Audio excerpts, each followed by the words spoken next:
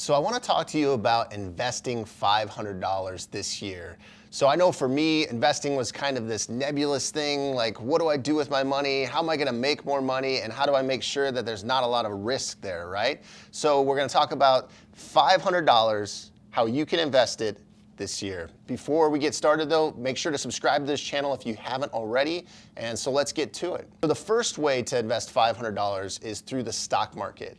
And notice I said the stock market, not single stocks, right? A lot of people are like, oh, I'd love to invest in Apple or Amazon or whatever it might be. And the challenge with that is most people cannot outperform traditional index funds. So an index fund is something like the S&P 500, which you've probably heard of. It actually has a combination of all those huge companies that we were talking about, right? So you're gonna have your Walmarts, your Amazons, the Apple, etc., are all within those 500 companies that you'd invest in. So you're investing in one thing instead of investing in 500 different companies individually. Makes it super simple, a lot less risk because you're diversified. And so if you're looking at getting into the stock market, look at some index funds like the S&P 500, like the total stock market index fund. These are ways that you can get started and have your money be a little bit more diversified. Also, you can look at things like bonds depending on your risk tolerance. So there are some things to factor in there, but I would say stay away from single stocks. Do invest in the stock market, and that's the first way to invest your $500. The second way, which is actually one of my favorite ways, is real estate. But I did have kind of a story attached to that wasn't so good. And so in 2006 in Arizona, the real estate market was just booming. And so I thought, oh my gosh, I'm not only gonna buy one property, I'm gonna buy two properties almost at the same time, thinking like, okay, I'm gonna ride this wave. Well, most of you probably know there was a huge recession that hit, and those properties became worth about 50% of what I paid for them. So I was struggling to get tenants in there. I was struggling to even pay the basic mortgage and things like that. And so it was a struggle, and I learned a lot through the process. So one of the things that I've discovered now that makes it a little bit more hands-free and it's a little more hassle-free is called crowdfunded real estate. So instead of you having to find the tenants and screen them, instead of you having to put hundreds of thousands of dollars towards a property, get debt, those type of things, you could actually invest in a property with as little as say $100, some cases $500, to where somebody else will put that money to work for you. So they'll buy an apartment complex and they'll get a lot of small investors at that say $100 or $500 mark, and then you own a piece of that apartment complex or hotel or whatever it might be. And so crowdfunded real estate is kind of the easier way to get into real estate with lower risk because you're not taking on debt of your own, and you're able to do it with as little as $500 or less. So that's the second way that I would recommend to invest your $500 this year. The third way is going to sound kind of weird, but bear with me here, is to pay off your high interest credit card debt. And the reason why that matters is because a lot of credit cards are like between 20 and 24% interest rate if you don't pay them off in time.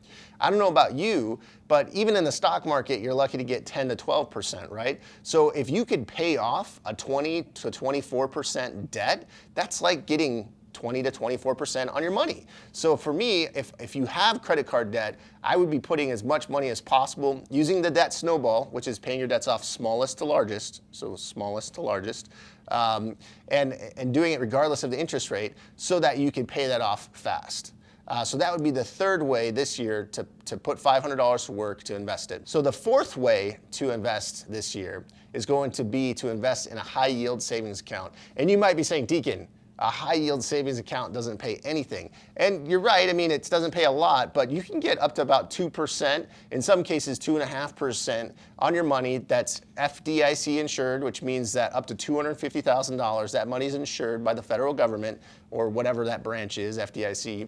And so the idea is you could actually get that money without putting any risk attached to it, right? Or very low risk if you think that the government is a non-risky type of investment because they're insuring it. Anyways, let's not get sidetracked. The reality is let's just say you have 10 grand sitting around or $500. you can put it into this high yield savings account until you figure out the next move, right? Until you say, hey, I'm going to buy my first home, or I'm going to invest in a larger piece of real estate, whatever it might be. That high yield savings account can be a place where you can put your money aside, get a decent amount of money accruing in there so that you can go towards the next thing. The last, but very not least, this is my favorite. I said real estate is one of my favorites. This is my favorite, is starting an online business. So the cool thing in this decade that we're in, you're able to start a business basically less than 10 bucks, right? Like you can start a website for free, then you have to host it and you're paying like $3 for hosting. And then you create your own website yourself on WordPress, which does take watching some tutorials and such. But the reason why I say this is it's the best investment that I ever made, right? So I invested, let's say 10 bucks to buy the domain, and then I spent $3 a month for hosting. But then I was able to create a 6-figure business from that. So I replaced my income in the corporate world with an online business to where I can work less, but actually make more money. And so if that's appealing to you, I definitely would say, hey, go out there, figure out what could you create a business about. In other videos we talked about affiliate marketing, right? So what kind of products could you sell? So for instance, let's say that you're a new parent and you're like, hey, I want to talk about the 10 things that new parents should have, and you talk about a crib, and you talk about a car seat, and a stroller, all those types of things. And then if you get people to sign up and buy those things, you get a percentage of every sale that goes through. And so the beauty of that is you could actually talk about something you're interested in, you could make a living at it, and you could do it in your own time, right? So that's one way. Another way would be to create a YouTube channel, right? To be able to say, hey, I see that a lot of people are gravitating towards video. You have these things inside your home now, like the Google Home, that will basically, you can just ask it to play something on YouTube and it will start playing it. You can put it on your TV. So there's so many ways people are now getting information that they're gonna be able to do that. And so for you to be able to create a channel, I mean, you get a camera, maybe you start with your phone so you don't put a lot of money out of pocket. But so for 500 bucks or less, you could create an online business that would be able to get you more results than potentially in your corporate world. So that would be the 5th way to invest $500 this year. So if you like this video, please hit the like button. Also, if you've invested 500 bucks, I would love to hear about your experience in the comments below. Lastly, if there are any investments that we had talked about that you're interested in, check the links below this video for more information. Thanks for watching.